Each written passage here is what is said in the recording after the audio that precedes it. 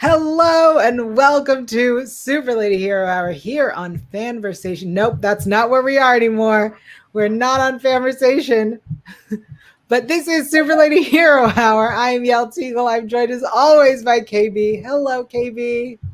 Hello. Yes, as Yael just said, so we are no longer on Fanversation. We have our own YouTube channel. So please subscribe, and you can get everything that you got from us at Super Lady Hero Hour here as well. So huge thank you to Fanversation for everything. Absolutely. We have so much to talk about today. What are we talking about? Oh my gosh. So today we have more on Amazon's Invincible, that crazy finale. Plus, we're also talking about the premiere of DC's Legends of Tomorrow. Black Lightning's back, The Flash, Batwoman, and of course, Supergirl. But first, let's get into some news, man. So we will kick it off with some sad news, or what I feel like is sad news, Tom and Carlos are officially exiting The Flash this season 7.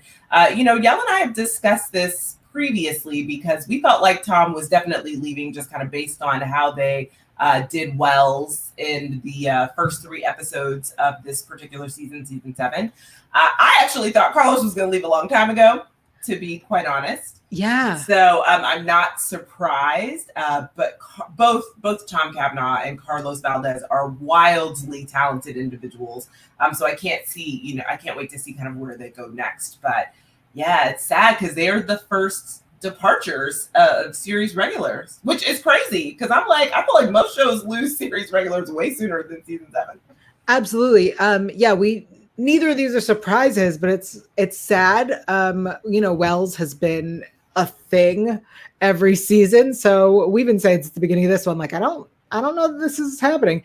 And we've talked a lot about how with Chester and Carlos, they're both essentially the guy, the computer guy, the tech guy. So it makes sense that that Cisco is leaving because we still have Chester. So I get it. Listen, I wish them both the best, and I can't wait to see what happens next. So absolutely. Into some WandaVision news that's pretty interesting. The original series, the series was going to originally feature Doctor Strange. I would have loved that as an additional cameo. Everyone knows how I feel about Wanda's brother making an appearance. But man, if Doctor Strange would have come. So I guess we're going to have to wait to find out the Doctor Strange connection until we get to, it is March 2020 now, based on that incredible video that Marvel just released this week that had me in tears. I believe it's March 2022. So I guess we'll find out. Yeah, it was back. So interesting, this revelation that came out this week that Doctor Strange was supposed to be in the series, and they ended up cutting him out because they felt that it wasn't necessary, and because of that they had to change things in the Doctor Strange film because it would have directly connected to them. And so they said that they didn't feel comfortable with the idea of, Wanda, it's her story and her situation, that they didn't need a man to show up and tell her, here's how you use, I'm going to teach you now. So I love that they took him out. I do know that everyone was very excited about a cameo, and I think they did right cutting him out. And I think that changing what happens in his movie, because now they have to however they were supposed to connect, they have to do it now. So I think that's fascinating, and I'm really excited that information came to light. Yeah, and we're gonna see what happens. I guess how they changed it and how it goes. But Next, into some early renewal news. So as we know, Stargirl season 2 has not actually premiered on the CW, and the CW definitely just released their summer release dates. And I messaged Yael and I said, we've got to figure this out because there are no breaks. There are literally 0 breaks in the CW. They say, guess what? You guys complained about production being pushed because of COVID, and now you're going to get a full year of new episodes, essentially. So Stargirl got an early renewal, which honestly I'm thrilled about because I liked that show more than I anticipated I would. And also so did Kung Fu. And I'm going to note Kung Fu. I don't know. Yeah, we might need to add it. It has mystical elements. Yeah, it's like, no. We have so many shows. It has elements. I don't know. Season 2 might move into a superhero feel. I don't know. It is martial arts. It's mysticism. There are some extra things happening behind the scenes because I'm watching the show and I'm really digging it. I don't know. They might cross over. I don't know. Well, if they cross over, we'll take them. But yes, I'm very excited about Stargirl season 3 renewal before season 2. I also was surprised at how much I enjoyed Stargirl. So I am here for another season, assuming season 2 is great, which it has to be. So it better be. Yes. Next up, Pennyworth is moving. So I adore Pennyworth. I actually think that this is a really good show. I think it shows Alfred in just a different capacity, a different light. We get his story, we get his romances, we get his rise up through the ranks with the Wayne family and his friendships and how that develops, and him being a spy essentially. And so I actually really enjoy it. Glad it's moving to HBO Max because I feel like not a lot of people have Epix. Yes. And so they don't know how to watch it, and they're really missing out because it's such a good show. And Epix doesn't just have Pennyworth, it also has Godfather of Harlem. Not a superhero show, but a fantastic show that's done really well. And so I'm like, I don't know, should HBO Max just buy Epix so that you can see all of the things? That would be awesome. Yeah, I think this move is really smart. All the moves to HBO Max have been really smart, like Doom Patrol and Titans, I believe, and all the DC Universe ones. So I think it's the right choice. Like you said, not a lot of people have Epix, and people who do have Epix may not even know they have Epix. We've randomly on some weekends have Epix all of a sudden. It's because they do these and they just had one. So that's how I know they do these random free weekends. Yeah. Single cable provider. And so you'll get to see kind of the show so they explore it. Right. But I think it's also kind of a draw to bring people in so that they call and they're like, oh, add Epix. But now that this is going to HBO Max, and to Yael's point, they actually have Superman and Lois streaming on HBO Max right now too. Right. So that they can catch kind of a different demographic and audience, and hopefully, that circles back to the CW. So yeah, I'm like, please, I like Pennyworth, so let's do it.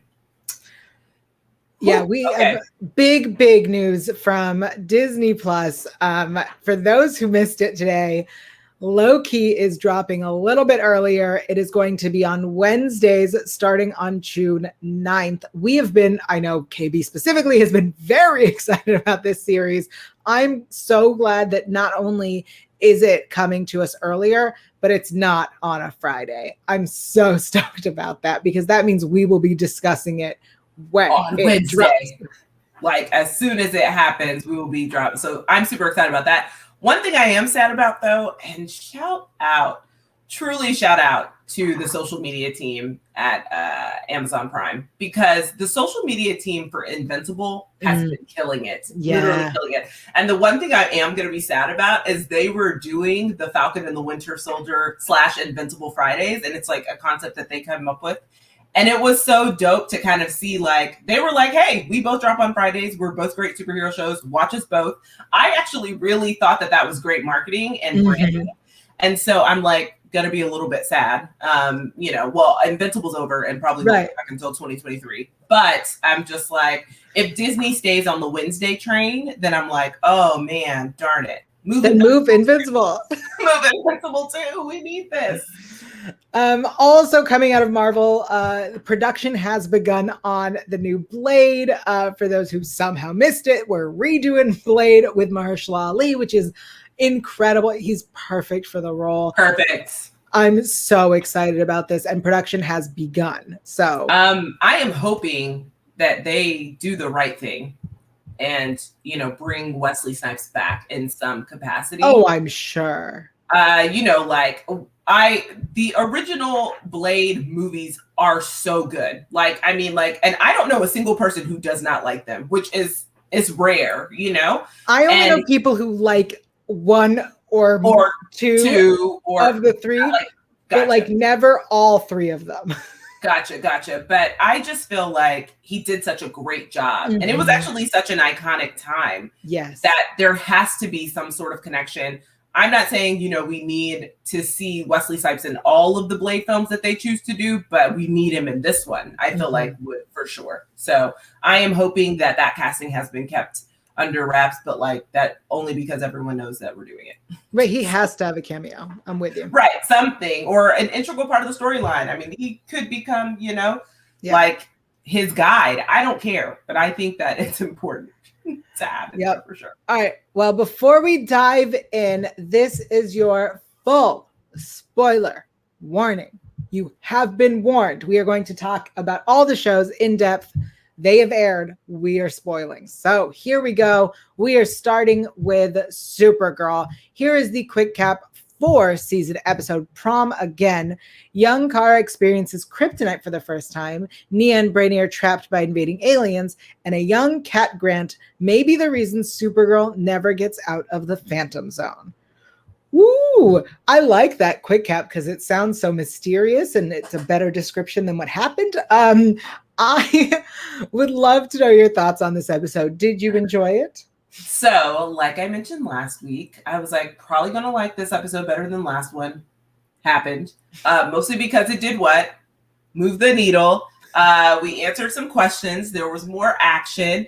I am sad to see Kenny go. Sad face. I thought that Kenny was a great addition. But I am excited to see young Kara's growth. It was, though, I will say, I don't know, it was something about this episode and the way it was shot that, like, looking at young Kara was eerie because she looks exactly like Melissa. Like, I was like, oh, like, this is, I just kept being confused almost. Like, oh my gosh, they look a lot alike. Like, it's amazing that you say that because this episode was directed by Kyler Lee, who plays Alex Danvers. Yes. She directed this. Well, whoever they chose as, not whoever is in casting, that's what I meant to say. Whoever casted for young Kara, spot on. Because I was like, young Kara, young Kat, young Alex, spot on, for sure. Mannerisms, I'm like, oh my gosh. So yeah, I definitely enjoyed this episode. I mean, for me, I still feel like we didn't need the other aliens. I still don't know where we're going, but it's nice to see Kara stand up for herself and kind of take control of her life, even if that meant, kind of breaking up with Kenny. To see her reaction to kryptonite, interesting, and how we press that forward. Brainy and Nia had some of their own breakthroughs, and being able to connect with young Kara as well and what that'll look like in the future, sure. But I am still convinced that something that occurred there, whether or not we know it yet or not, will have a direct impact on the timeline, and it will skew things tremendously. And hopefully what that means is that Kenny will come back. Because I don't like them introducing another character and then just being like, meh, I love that we get AAPI representation. And so I'm like, I don't just want him to disappear into thin air. Like, I agree with you. As we know, I liked last week's episode, I believe, because I love time travel. I just didn't need it to be 2-part, which is hilarious because this episode also had its own time travel in it, and I didn't enjoy that. It like stressed me out because they were like, "Yup, we're gonna time travel on this timeline that we're currently on," and I was like, "No, what are you doing? What are you doing? We all know not to do that."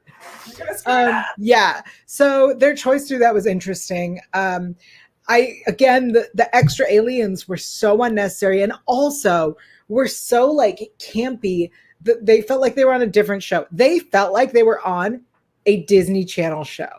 You mean the aliens? The aliens. Yeah, they were an odd, like, I don't know, their like lingo, how they were acted. Yeah, it was really interesting. I do love the idea that young Kara is what pushed young Kara's story kind of ended up adjusting Kat's story because Kat then became like a mentor to Kara. I love that. I think that's such a cute little cycle that they made. And I did enjoy the breakthroughs with Brainy and Nia. I love that she learned that she can take something from her dream and manifest it. That's super cool. That cougar was amazing. It was so cute and pink. Obviously, it was everything I love.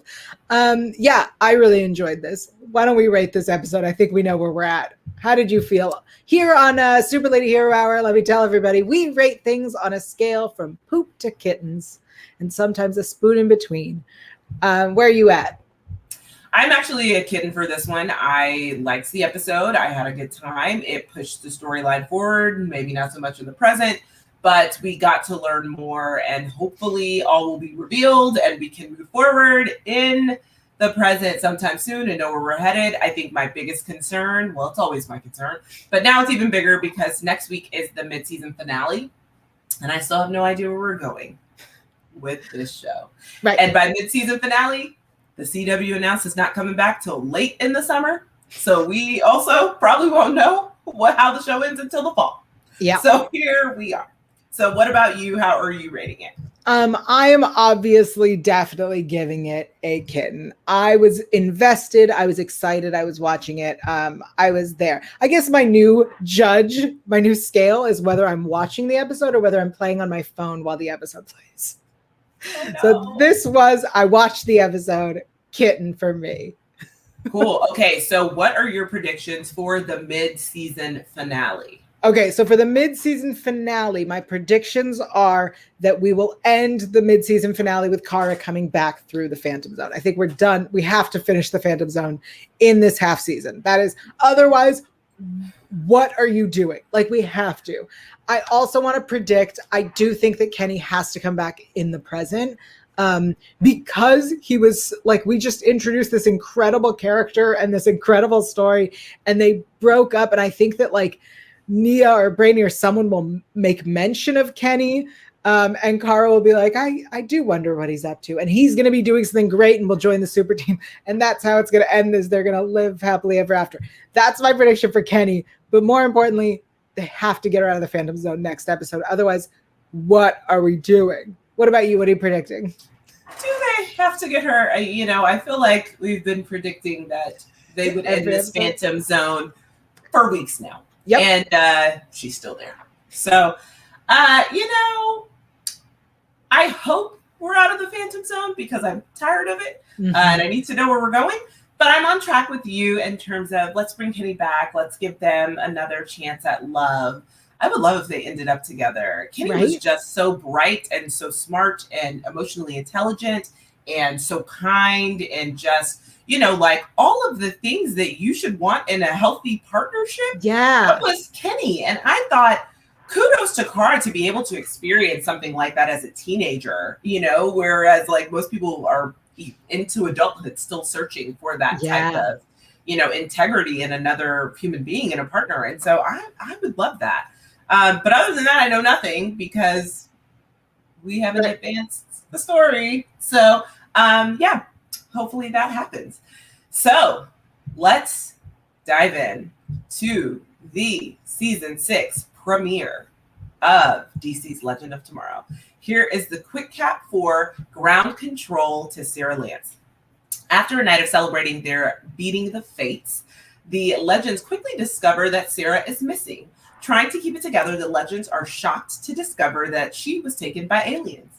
Ava sends Rory and Behrad to follow a lead on who can possibly help them find Sarah, while Constantine tries to work his magic. Meanwhile, Sarah does all she can do to try to escape, which includes releasing aliens into the timeline, but is shocked to learn who one of her kidnappers turns out to be. That was the longest quick cap on Earth. How are you feeling overall about this episode and the zany crew being back? I'm a big fan of this show. I love it. And I'm so happy for it to be back. I like this Sarah storyline. I think it's interesting. I like seeing the team with Ava trying to take charge. I think it was so funny when she distributed the folders and then had her own checklist of like what they're going to do anyway. I thought that was so perfectly spot on. This Zari and Constantine thing is not for me. It's funny because last season I like remember when it started and I was like, oh, that's interesting. But I didn't want it to keep going, I guess, because I'm not happy with it right now and it bores me. I love this new character of Spooner. I think she is amazing and I'm so excited about her staying. And I loved literally at the end of the episode when Sarah releases the aliens, I watched and I went, oh, okay. Like that explains how we got this season. Thank you. It was just perfect. And Ava's response of only like Sarah could do this, could make this kind of mistake to help us find her. It was really amazing. I loved this episode. This was a perfect Legends of Tomorrow premiere. What did you think? Yeah, I mean, Legends is wild and kooky, and that is kind of why you watch. And so I thought it was a good episode. I agree with this friends with benefit situation, between Constantine and I'm kind of like, I don't need it, I don't need it long term. Right. But I guess we're going to find out what that looks like, what long term looks like. Spooner's cool. Rory is Rory 24/7. Not much is going to change there. And so I'm curious to just kind of see how releasing the aliens kind of manifests in this timeline as we move forward in the season, what that does, kind of the repercussions. But I will say it was adorable for Ava to find out that Sarah was going to propose by watching that video. I mean, it sucks surprise-wise, obviously, because then also she got captured by the aliens, as we know. Yeah. But it was adorable for her to be able to find out, like, oh, okay. So I like the progression of their relationship. And, Sarah has just, as Ava mentioned in this episode, she doesn't like to be alone. So, there are a lot of opportunities where Sarah just is, trying to find her person. And after meeting Sarah on Arrow and kind of following that story and her starting off being with Oliver and just kind of the evolution of her character, it is nice to see that she has found her person in Ava. Yeah. So I totally agree. Appreciate that. Yeah. So I thought that episode was cool. Like, I mean, it's exactly what I expected. What did you think of this Gary reveal that he has been an alien the whole time? The whole time? I know. That's wild. I honestly did not see that coming, but it actually makes sense. Like, Gary has a very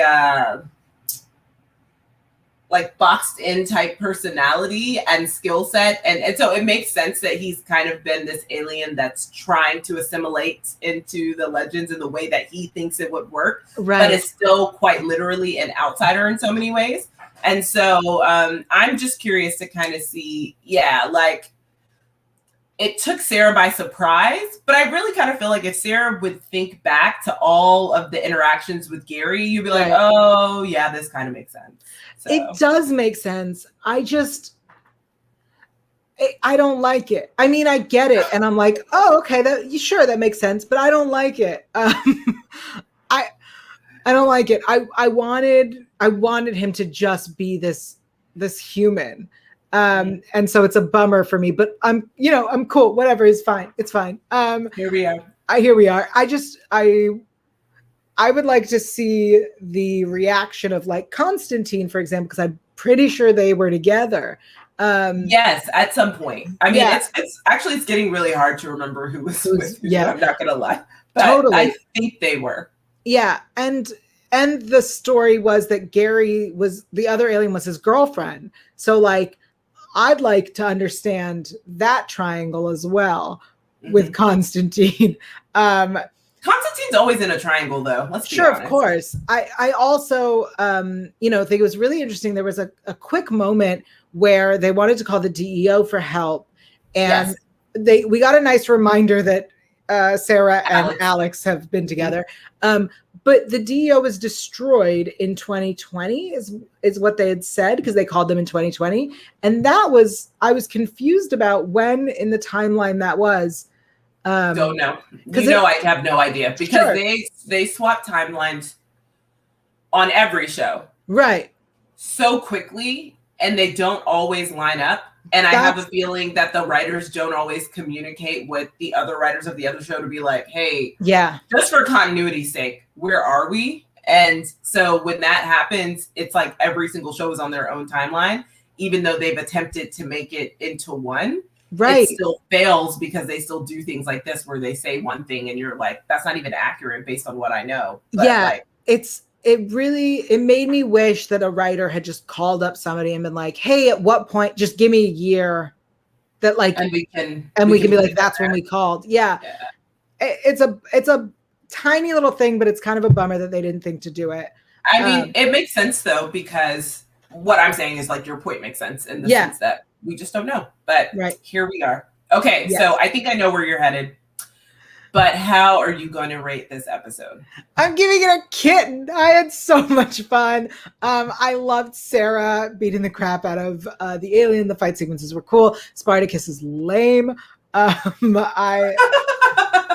He was just lunch. I loved it. We have new characters. We have new relationships. We have new drama. I like this. Sarah's the reason we now have to deal with the aliens through the timeline, which is similar to previous seasons where like somebody was responsible for the magic, and like it's perfect. Everything about it is great, and I'm so excited. I'm happy they're back. I love this show so much. What about you? Where are you rating this episode? Yeah, I'm going to give it a kitten. I had a good time. It was fun. It's nice to have the gang back. I am curious to see where we're headed this season. You know, fight sequences are always good. There's always a lot of humor that I adore. And, you know, seeing David Bowie, chef's kiss. Why not? So, yes, absolutely. Yeah. Awesome. Where are we predicting next episode? I'm not predicting anything because honestly, you can't predict anything on this show because they go left when you least expect it. And so I'm like, I don't know, you know, that we'll see the aliens again. I'm like, this is my prediction. I have no frame of reference. What about you? What are you predicting? I think now that, so it's Sarah and Gary are the only ones on the spaceship, and they're going to be doing whatever they can to get back to the team, because even though she was abducted, Gary's still helping her get back, which kind of makes the abduction unnecessary. But right, because Gary could have just been like, girl, we're going somewhere. Right. And, here we are. Yeah. Is a choice. Yeah. I wonder, here are my wonders. I have no predictions. Here are my wonders. I wonder if the writing team knew from early on that Gary would be an alien. I also wonder if at the end of last season, when they decided Sarah's going to get abducted and we're going to have aliens, if they knew what that was going to look like or what they meant. Like, I feel like it was a choice, and then they were like, now we have to explain it. And that's how we got where we are. I don't feel like any of this was prepared. That's just how I feel, and I wonder about it. That's what I'm using my prediction time for. I'm like, I don't know if they prepared for it or not, but I guess we're going to find out. It would be kind of cool if we could talk to them. So, you know, if the Legends Writers Room, anyone from the Writers Room is watching, hit us up. We'd love to interview you, ask you a little bit about how we came up with this season. Yep. All right, next, let us dive into the Invincible finale. Here's the quick cap for episode 8, Where I Really Come From. Mark must prove he's become the hero he's always wanted to be by stopping an unstoppable force. What did you think of this finale? I thought it was great, per usual. Really, this was actually one of the hardest episodes to watch, though, because the targeted violence against Mark, it just became a lot. Like the subway scene, him getting his teeth knocked out. I just was like, oh my gosh, this was like exceptionally challenging to watch from a violence perspective. Yeah. I just was like, oh my goodness, Mark. And, you know, Mark gets his behind handed to him every episode, literally every episode. Right. And, but this is different because it's at the hands of his father, and, you know, Omni-Man in true sociopathic fashion is like, my way or the highway. And if you are going to interfere, then I'll kill you. I'll start from scratch. You know, like, what's another 17 years? I'll make another baby. I don't even care about you. And it just was like the psychological and physical damage and trauma that he put Mark through was actually quite heartbreaking. And so just to have to see Mark and Debbie try to rebuild, and then, you know, Mark walks in on Debbie crying. And I was like, oh my gosh, because I mean, she always knew who he was, but she didn't know who he was. Like, you know what I mean? And you built this life with someone, and you have this kid with someone, and then it just blows up in a matter of days. Also, the things he said about her. Yes. Oh, she's just a pet to me. You know, like just the way he's referring to Mark's mother to Mark. And it's just like, what? So, yeah, I mean, like, honestly, I was like, J.K. Simmons not seeing heaven for this role, you know, like that's what it feels like. Like, that's, oh my gosh, J.K. No, but J.K. plays it perfectly. Like, I cannot imagine any other voice actor kind of, you know, doing Omni-Man because of it. But it was very hard to watch, but it was so good. And, you know, clearly, you know, there's another little Viltrumite, Grayson. You know, there is an extra kid. So, you know, that's interesting. But yeah, just mostly watching Mark do that. But I am glad that Amber and Eve and William were able to be there for Mark. And now all the cards are on the table. There are no secrets, which is actually kind of nice. Like, your friends know. Let's, you know, kind of finally Mark, I feel like, can like share openly amongst the people that he actually cares about. But season 2, Mark. What about you? How'd you feel about the finale? I don't know what I was expecting. This wasn't it. The why was not it. Look, I'll accept it. It's a why. It's reasonable. I understand. It's not reasonable, but I understand the reason. Sorry. Reasonable. Let me clarify. I understand the reason. That said,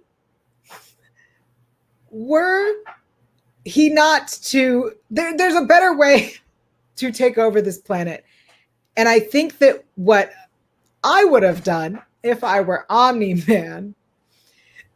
Not as Yael, you know. If I were Omni-Man. Right. At the moment that he discovered that Mark had powers and what Mark's strength was, and that it was a successful growth of a child, impregnate more humans consensually. Like, that would be my tactic, because instead of just slaughtering, being like, submit or be slaughtered, right, make more. He's like, everyone must die. And you're like, is this really that's how you're taking over this planet? Why not make more of your people? Viltrumites, right? Yeah. Just make more Viltrumites. Yeah. Instead, he's like, I'm relying on you, Mark. And that's the thing too, you know, Mark was like, he just kept saying, everyone here will die. Okay, yes, because death is inevitable. Like, human beings are created and we will all die. That's fine.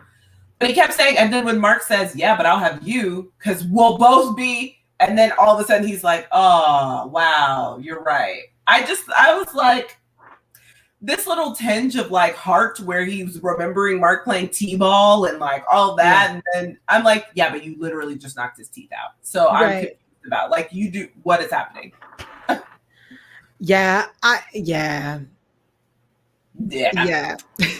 It's hard because Omni-Man is, and there are a lot of similarities on the internet, and we've talked a lot about it too, but Omni-Man and Homelander, between Omni-Man and Homelander. Yes.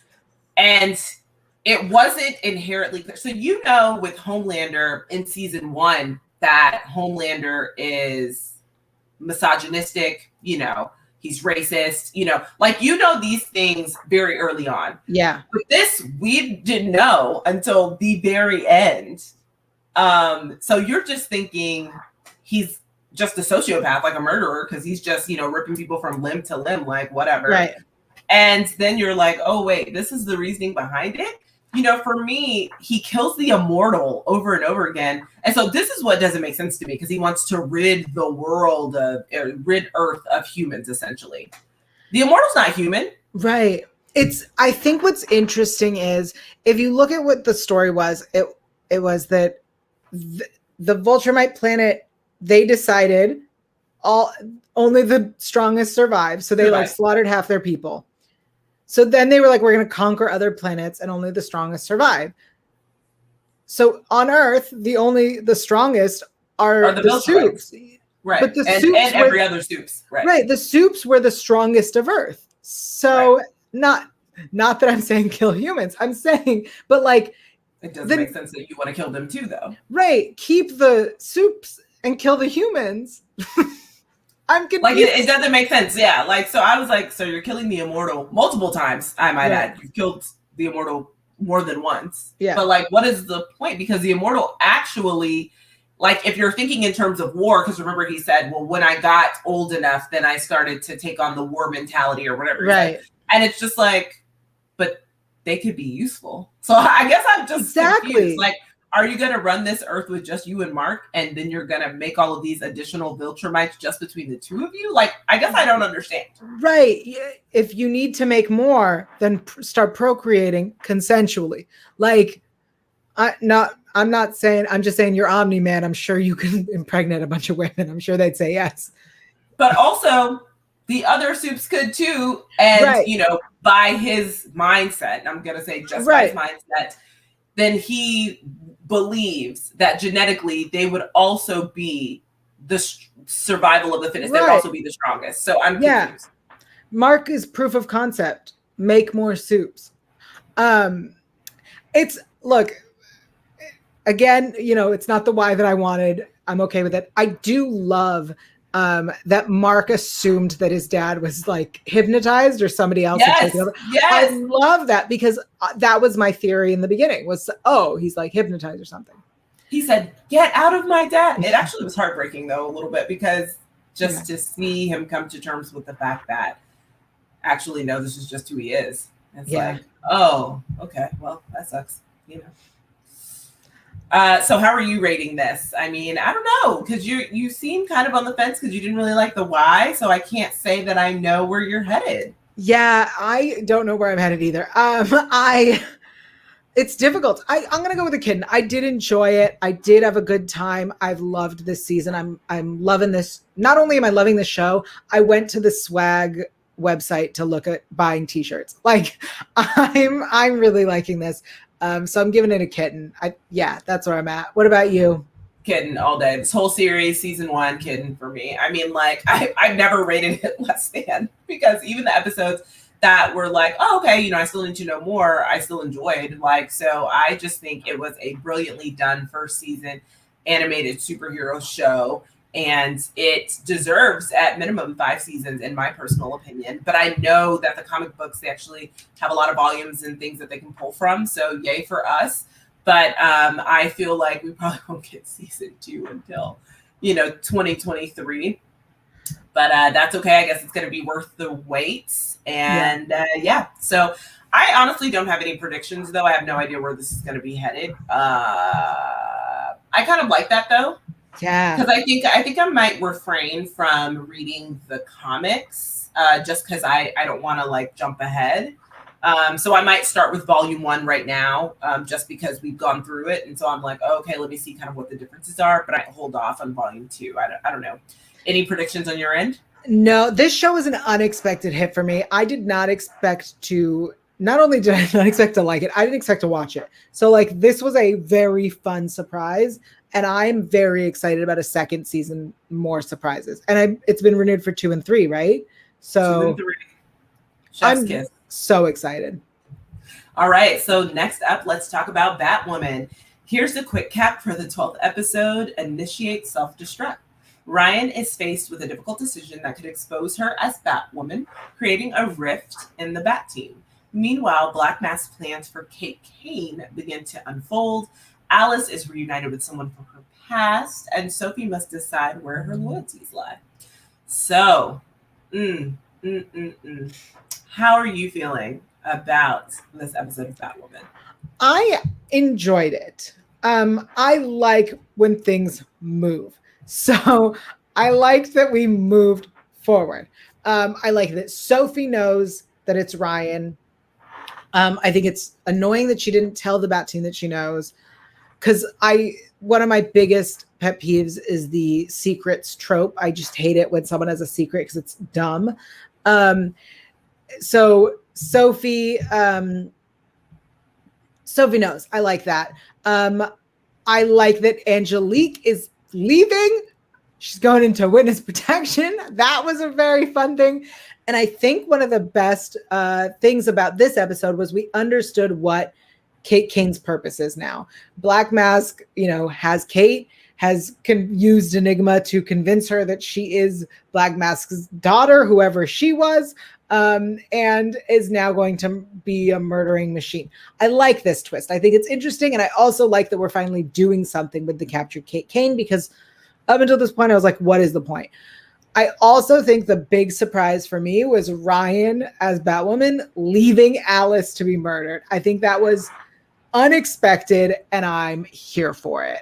It was a weird twist, and this darker Batwoman is someone I'm here for. What about you? What did you think of this episode? Listen, I really enjoyed this. It feels like we got back to the essence of like the first 5 episodes, which I enjoyed. I had a lot of apprehension when they mentioned that how Kate would be reintroduced. I always knew she was still alive, but I didn't really know where that was headed.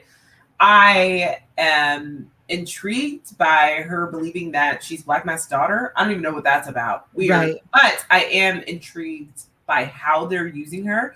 And it intrigues me because I'm curious as to kind of what it'll look like when the people that used to be closest to her find out that she's the one behind the mask.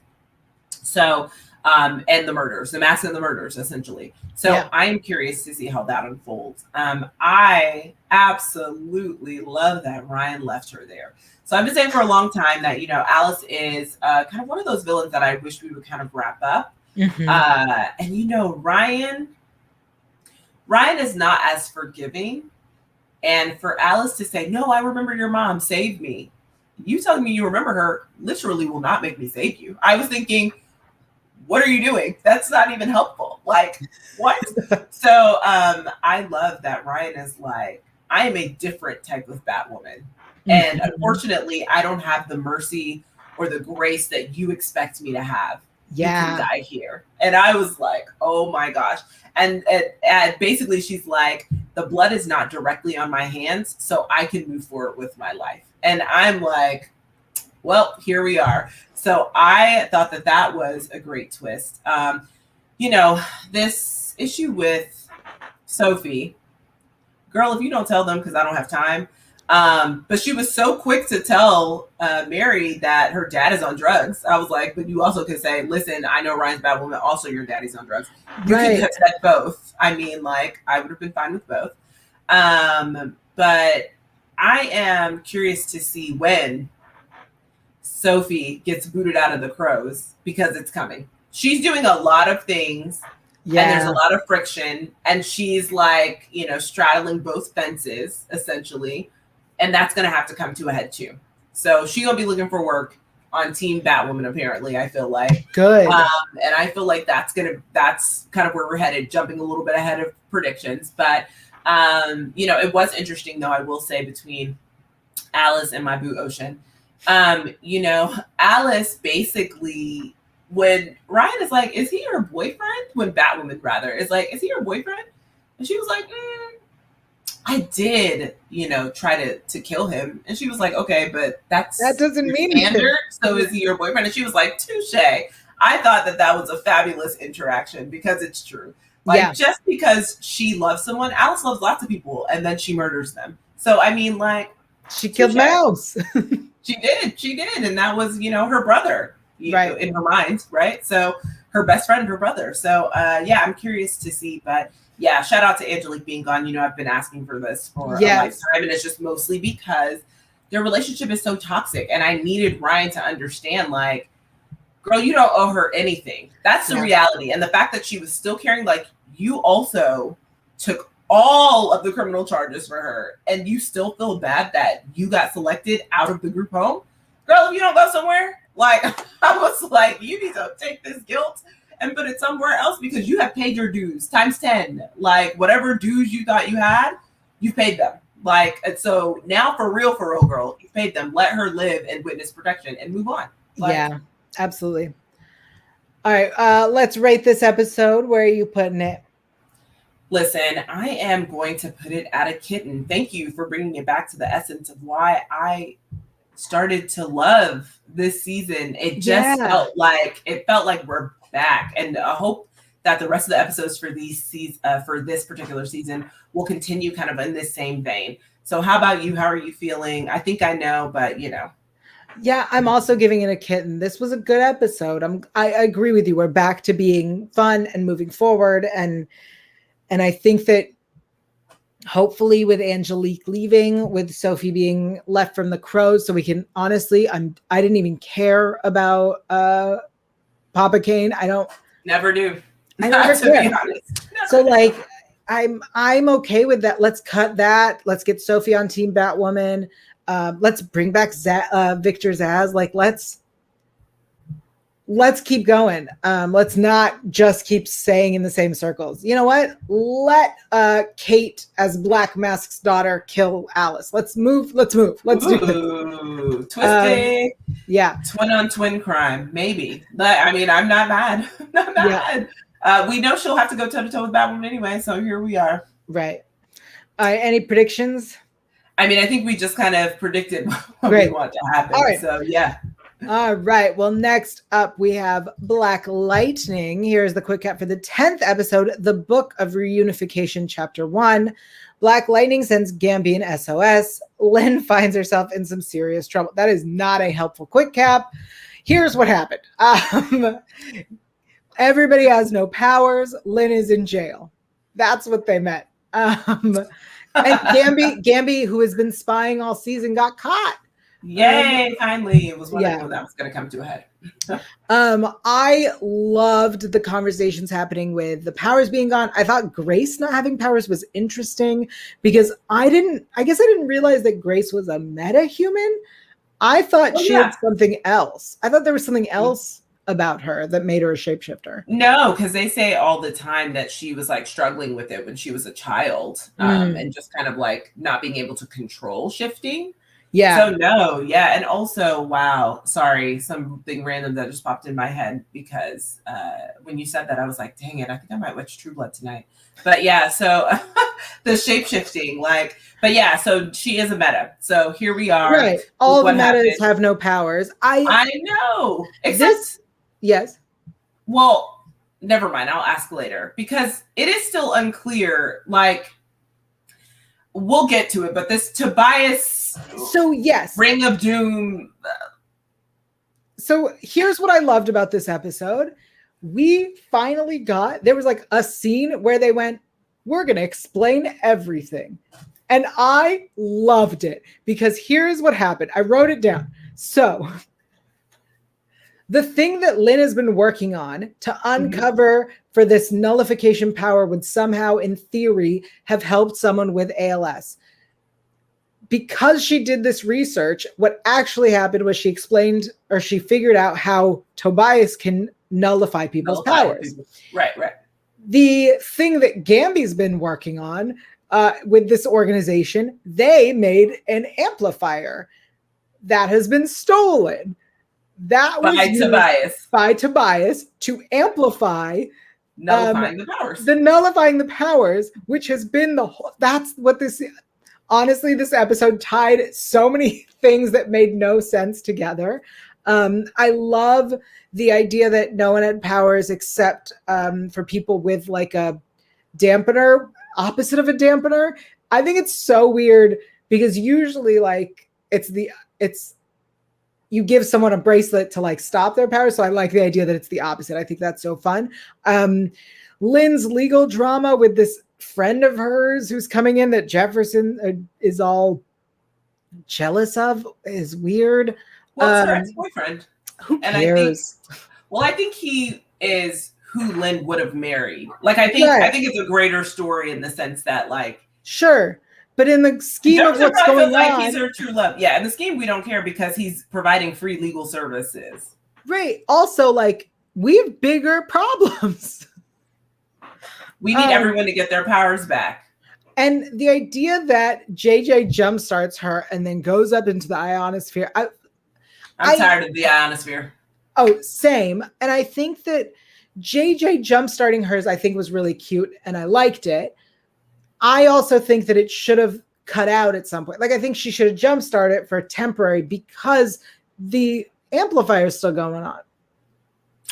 Yeah, so the ionosphere is where the episode struggled for me. Yeah. Otherwise, loved it, thought it was great. Like we answered a lot of things. We still have the painkiller tie-in, which I am enjoying, and how Honestly, they're doing it. I like it. this was fun for Painkiller. Yes, I I liked like it. this. I love this. I love this. It's woven in seamlessly. I'm there. I'm committed. I just every time JJ goes into the ionosphere, Jennifer, JJ, all of them, to be quite honest, Right. it's reckless every single time. There is no learning a lesson. There is no, and so now what we saw this past time that she went is that there are still parts of her in the ionosphere. So she came down and now there's a cloud. Right. What does this mean? And also, why does she keep doing it? I just think I'm like super fed up with her not listening. It's like, you died already, literally, or whatever, you evaporated. We don't have time for this again. I think the thing that what I think is happening is it's like a high, and every time she goes, she gets this high. So she's an addict like her mother. And I understand that addiction is an interesting storyline and it, gives her character layers. I don't need it. We already have so much going on. Well, we also are already tackling an addiction storyline. Right. So this is not unique in the sense that, like, I get that she's an addict, but I don't think that that's it. I think that something is forming in the ionosphere. Oh, yes. She left something. Right. I think that the greater purpose of showing the ionosphere is that something doomful is on its way. I don't know what that could look like. I don't know if this is how new metahumans can be created. Like, I don't know how we can harness this. I don't know anything. But I feel like it's something, and maybe the key to stopping Tobias is in the ionosphere. Like, I don't know. I especially don't know because now that he's like sitting on a round table of doom or like a table of villains I don't know who this crowd of people are, but I just knew that old man had on a cowboy hat and I was invested. It's the outfits in that table of doom were very confusing. Yes. I was like, where are these people from? Why is everyone in this table of doom white? Like, because I was like, that's interesting. And Tobias is interacting with them. Also, where can I get that cowboy hat? Like, there were so many things that were going through my mind as I was watching it. But yeah, I enjoyed this episode. But now that we know, I'm kind of like, what does this mean? Sure. All right, let's rate this. I think we know what you're going to say. It's a kitten. Listen, I enjoyed it. I really, really did. I'm just really pissed about this ionosphere. And I love that Gambi's girlfriend finally caught him. But I am curious to see who else, like we know Tobias, but how they're working with, how they're basically getting underneath his girlfriend's thumb and, kind of moving around. I feel like there's something else there because she's really good at what she does. She's also indeed a spy, right? They're both spies technically, but she has been undercut twice. And I feel like there's something there. Like, once by Gambi, and one could argue it's because she has on the blinders of love. Like, okay. But twice is by someone else that she doesn't yet know who it is or how. And I'm like, okay, girl, now we got to really start doing some digging. Like, we got to figure this out. So I am enjoying that. So what about you? How are you going to rate it? I'm giving it a spoon. Honestly, there were parts that I loved getting answers. We know how much I love answers. But also the table of doom, whatever that was, really like pulled me out of it.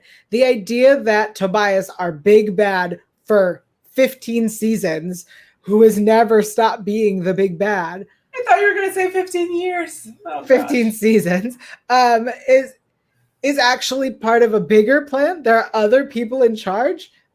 He's working for someone. What? And for how long? Right. I'm not into that. And Jen's ionosphere thing, why are we still dealing with that? And this jealousy thing, there were things I loved and there were things I didn't. So spoon it is. Got it. Okay. So we don't actually know if there's a new episode because there was no preview. But for the next episode, what are you predicting? Because I am predicting we are going to finally figure out what the ionosphere can do, what the, kind of what the deal is with that. So what about you? That's a great prediction. I think if Jen can jumpstart her power, or JJ can jumpstart her power, then I think at least a couple of them will as well. Got it. Yeah. All right. So we are at the end. Our final show that we are about to review. Let's talk about The Flash. So here's the quick cap for the 8th episode and the mid-season premiere, I guess, of the People v. Killer Frost. With Frost facing an unjust punishment for her past crimes, Caitlin goes to great lengths to save her sister. Meanwhile, Barry's efforts to protect Speed Force Nora lead to a shocking discovery. Spoiler alert, it was not shocking. It was not shocking. At all. How are you feeling about this episode? I love a crime drama. I love a legal show. I do not like it when I am a better lawyer than what is on the show. I think that the concept that they believe that they could force a cure on a person is inhumane, is 100% illegal, is never going to be possible. So I think that's interesting. Nora said my favorite thing is when she went, "You can't trust the body that this force is taking. Do not trust or be misled by their appearance."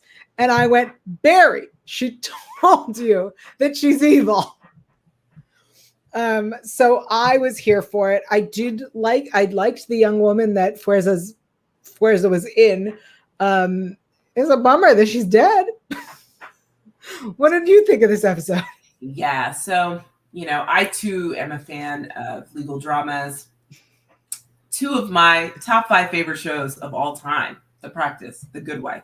Legal dramas. Listen, I love it. I'm actually wearing an All Right shirt right now, so I stand for it.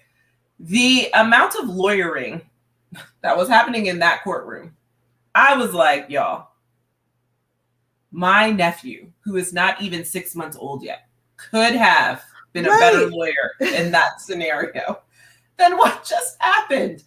I am like, oh my gosh, y'all, this is terrible. You know how many times I shouted objection at the screen?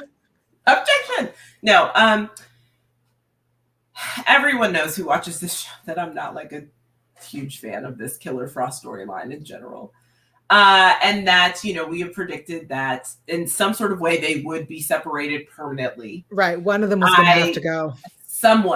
I did not expect it to be by life imprisonment with no parole. That's an interesting choice. Mm-hmm. Quite frankly, I would have preferred to see death, if that were the case.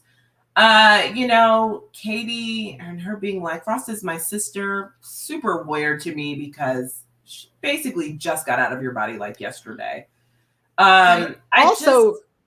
Question.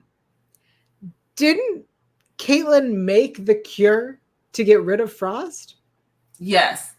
So you essentially try to kill your sister. Originally, if that's what we're right. Yeah, you made this cure. Your sister, whatever that was. Yeah. So here we are. The episode was okay. I feel like there's a common theme every season. Oh, they pulled the wool over our eyes. Barry, they did not pull the wool over your eyes. Like, I am here to tell you, kind sir, you knew in your gut, because you were acting weird, that Nora was not it. And you just let Iris talk you into, let her stay with us. You should have sat Iris down the way Iris read Nora this episode. Mm-hmm. You should have sat her down and you should have said, "Girl, we are not having visitors in our home. She is not the one. I do not feel good about this." Yep. Meanwhile, Nora trying to convince Barry to essentially steal this person, perform an illegal examination against their will, hold them captive until you get the results, and then maybe put them back. What? And so when Iris yells at her and reads her, which honestly was my favorite moment of the episode, and then turns around and goes, "But Barry, it's your decision." I thought, Barry's in the crossfire. Barry's in the middle like, but is it my decision? Because everyone here. Can't believe she was like, it's your decision. No. After she just yelled, at Nora on your behalf and told her what you weren't going to do, then it was like, this is your decision. And I was like, just like a wife. I love it. But yes, yeah, it was a fine episode, except for the major blumbers. Again, there are too many people, but I'm super glad this time we didn't have to know where Chester was. I needed to know. All right. Well, let's rate this episode. Where are you feeling? I'm feeling this is a spoon for me, mostly because, I didn't hate it. There were moments that I liked. Putting Joe on the witness stand, clutch, okay, like let's give Joe some more action. I need that. But I don't care about Killer Frost. I don't know any other way to say it. And so it's just like, I'm glad that this story arc with Killer Frost has now ended. I'm glad that we can move forward from that because I just feel like if we're going to focus on Katie, let's focus on Katie and let's focus on Caitlin's journey and what this looks like, which I'm sure is going to take a turn because she is going to miss her sister. But if what's going to happen is that we just end up seeing Katie going to prison every week to talk to her sister, I don't know about that because, I doubt she's going to be in maximum, I doubt she's going to be in a facility that does not allow visitors. And so I'm like, if we're just going to continue this by having her see her in prison, I don't want that. But I don't know. You never know. So how are you feeling? I'm with you. I'm also going to give it a spoon. I'm glad we wrapped up the Killer Frost Caitlin drama. I'm glad that we finally exposed that Nora was obviously bad. I appreciate that this episode moved the needle, but it was kind of a boring episode. Yeah. I am much more interested in next episode when everyone else finds out that Nora's evil and how do we stop her? Because she's essentially Barry's powers. That's the reality. Yeah. Now. So it's like, how is this going to happen? You're really the source of the power. But the fact that Nora really came for Iris and was going to kill her. Wow. It was a distraction, but also it was going to kill her. Right. I thought, wow. So, it took a turn. I honestly have zero predictions for next week, though, maybe other than Cisco will say something like, I'm not surprised. So, when he finds out about Nora. How about you? Any predictions? I predict we'll eventually, we'll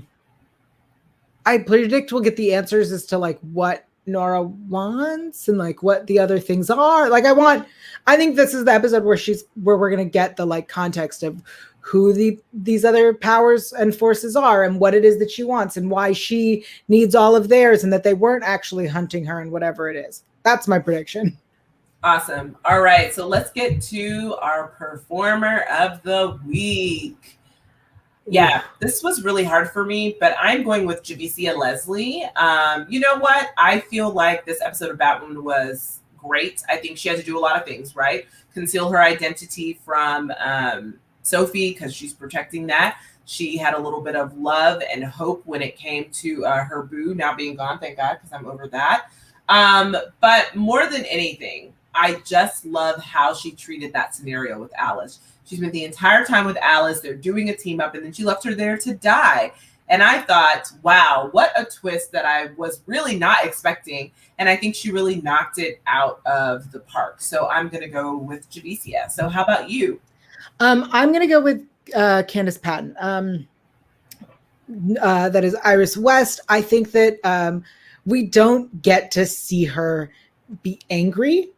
And I liked seeing her angry. I think we get to see her be sad. We get to see her be stressed. We get to see negative reactions. We don't see her actually yell at someone or angry. And I enjoyed seeing that because she was right.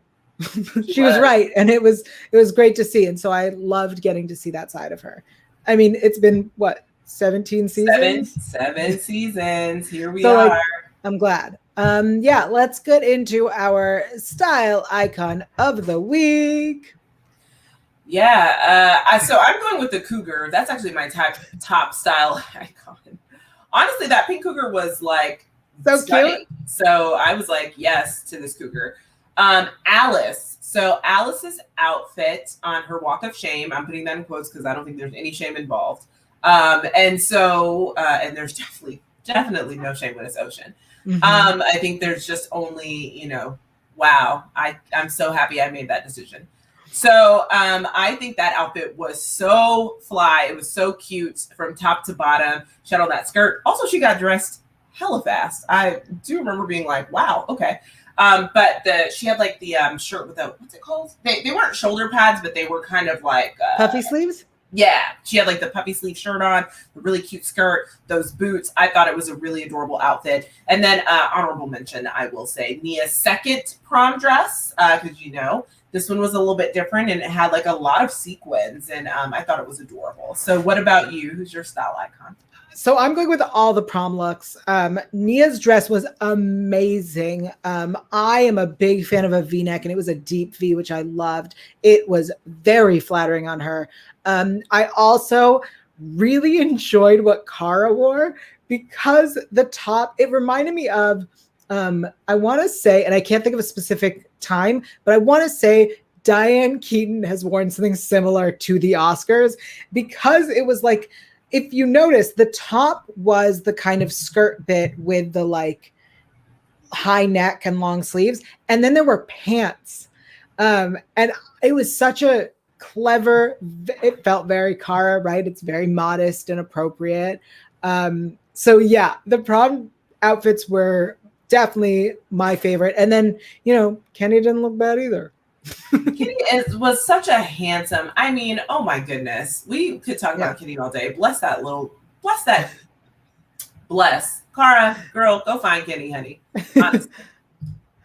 All right. So, the WTF OMG. Okay, what was yours? Because I know what mine was. I've already mentioned it in the show. But okay, so I have a WTF, and it's a confused rather than like shocking. Tobias's magic box that gives us the table of doom, whatever. What was that? I'm also going to say the subway fight in Invincible. Specifically, I had just said like, well, none of this feels surprising. And then he's held as his body murders everyone in the subway. And I went, oh, okay. So I have one WTF and one OMG. What about you? Yeah, the subway is going to be my OMG, mostly because I walked away truly traumatic. And, Omni-Man does say something in this episode to Mark where he says, oh, was that death traumatizing to you? And I was like, oh, so it was that with the subway, because so many innocent people died because of Omni-Man's action. But then it's also when Mark saves that man and Omni-Man just says, ugh, and crushes his head on Mark. Yeah. I was like, with that guy's like entire brain essentially splattered on Mark, I was like, and this show is violent, but this episode was like leaps and bounds. I was like, I am traumatized. And this is an animated series. Right. So definitely 100% OMG for that. All right. Well, that is it for Super Lady Hero Hour here on our new channel. If you have not already, hit that subscribe button. I almost said bitten. Also, hit the thumbs up. And we have a very special episode coming this Friday. Keep an eye out for our review of Jupiter's Legacy, which also drops Friday on Netflix. It's going to be just a special episode talking just about that. If you missed our other special episode talking about Thunder Force, I really recommend checking that as well. But until Friday and next week, KB, where can everyone keep up with you? Per usual, the Lady KB, Instagram, Twitter, TheLadyKayB. And I actually did some interviews for Comics Beat, aka The Beat, on Jupiter's Legacy. They have been dropping, one dropped yesterday, one dropped today. There's another one for you guys, coming tomorrow, potentially. But, just check out the interview with the cast behind Jupiter's Legacy. But be sure to check out those interviews after you watch our review on Friday right here on Super Lady Hero Hour. And so, Yael, where can everyone find you? I am everywhere on the internet at Yael Teagle. That is YAELTYGIEL. I'm so excited for us to return on Friday to talk about Jupiter's Legacy. And on Sunday, I will, of course, be talking about Law and Order SVU on Law and Order S Review. I don't know what episode we're talking about yet, but keep an eye out for that. And we will see you next time. Bye, everybody.